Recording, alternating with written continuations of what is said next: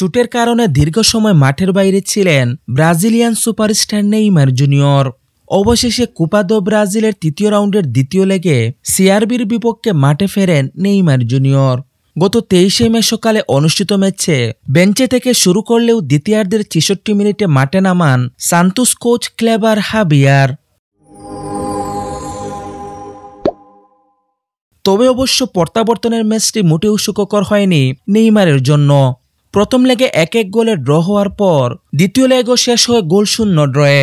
ম্যাচের ভাগ্য নির্ধারণ হয় টাই ব্রেকারে।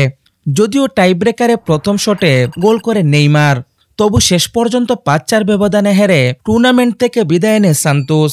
ম্যাচ শেষে হতাশ নেইমার বলেন, জানি আমি মাঠে নামলে পরিস্থিতি ভিন্ন হয়, ২০ বা ২৫ মিনিটেই পার্থক্য গড়ে দিতে পারি, কিন্তু সবকিছু শুধু আমার উপর নির্ভর করতে পারে না। সবাই জানে আমরা কি অবস্থায় আছি এবং এখান থেকে বের হতে হলে সব খেলোয়াড়কে দায়িত্ব নিতে হবে।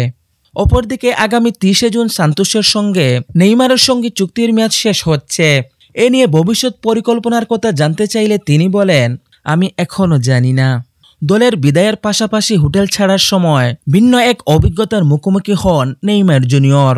তার হোটেল ত্যাগের সময় ভক্তদের উত্তেজনায় সুরক্ষা বেষ্টনী ভেঙে পড়ে। তবে ভিডিওতে দেখা গিয়েছে সেই মুহূর্তেও ভক্তদের প্রতি ভালোবাসা জানিয়ে হাত নাড়েন এবং হাত মেলান নেইমার।